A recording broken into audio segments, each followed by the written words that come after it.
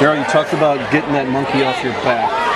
Feel good right now? It does. I mean, it's been 6 years since we won an opening game. You got to go back to Nelson's first year, or it was the year before his last year. You know, we beat Priory here, so it has been opening game. And you know what? Our schedule's set up that way, and it has to be. You know, we always had the multiplier before. We needed to play 4A teams, good 4A teams, to be prepared for the playoffs. Otherwise, you know, if you're beating up on 2A teams, it's just not going to matter. And you know, today I was a little shorthanded. Right. You know, the IHSA decides that 2 of my basic trainees can't play because they don't have their acclimation period, although they've been in basic training. And you know, I had a player that wasn't available. We had a couple injuries, and so I knew we had to play hard, and I had to really spell my guys. And what I was really proud of them is I was able to take guys that you know, hey, this is your backup, and be able to rotate them in so they weren't dying going both ways.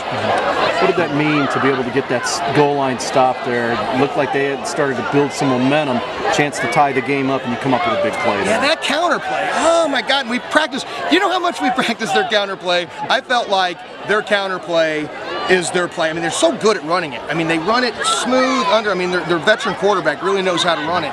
And we practiced all week to stop that damn thing. And we wanted them to do in the end what we forced them to do is pass.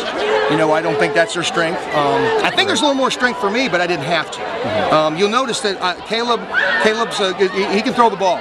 And so I just didn't have to because I got those inside zone runners. Right. Early on, when you built the 14-0 lead, did you just feel like you utilized some speed and were able to hit some big plays, and obviously converted a couple big third downs on that second touchdown? And I think part of it's a formational. You know, I tried to use my formation to help me.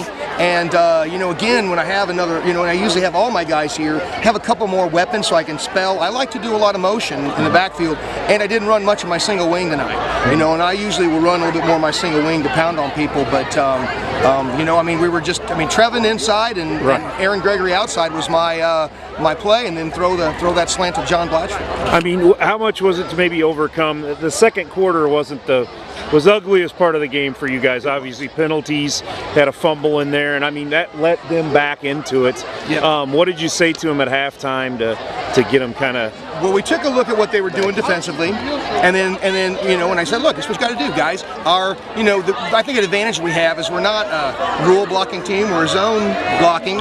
We do some combo blocks, and it's all there, guys. It doesn't matter whether they're going to run a 3-3 or a 4-2, and they were kind of running a 4-4 in the second half.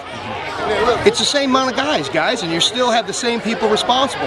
And they were letting that 3-3 stack kind of bother them a little bit, I think. And so got up there, we corrected it, and they got out of it and decided they were going to go ahead with a 4-4. How big is it to win as far as the Riverbend rivalries here? To you know, these games are so important to kind of the fans in the area, and to come out and be able to beat CM after they've put it on you pretty good the last couple of years. Well, we know when you guys come to the quarterback club, you hear me every year. You know, I'm an old Roxana guy. Right. And I would love to have a football conference with Roxana, Wood River, CM, Marquette, and let's find 2 other guys. And let's go back to playing against each other all the time, because every Friday was like this. This was a great night. I mean, win or lose, could you feel it in here? I mean, it's better than me going, you know, and playing, you know, some other place. You know, it's hard to get up for a good team, even like Pawnee. Yeah. You know, you drive 2.5 hours. This is the river. I mean, this was what I grew up in football. Right. Phil Smith, Charlie Rach, you know, all these guys that were in the valley, and I think it helps. And the guys, again, I'm really happy they stood up for it, because again, I'd have more guys going both ways than I want to. How nice is it when you talk about not having Peebles available? A lot of people may not be able to overcome that, but you've got a pretty good 1-2 punch there with Swingler and Gregory. I really felt good this year. I kind of told you earlier that I thought our run game was good and solid. I kind of didn't talk a lot about Gregory. He came back from a separated shoulder, but I mean, he's one of the track stars at Marquette as well. Right.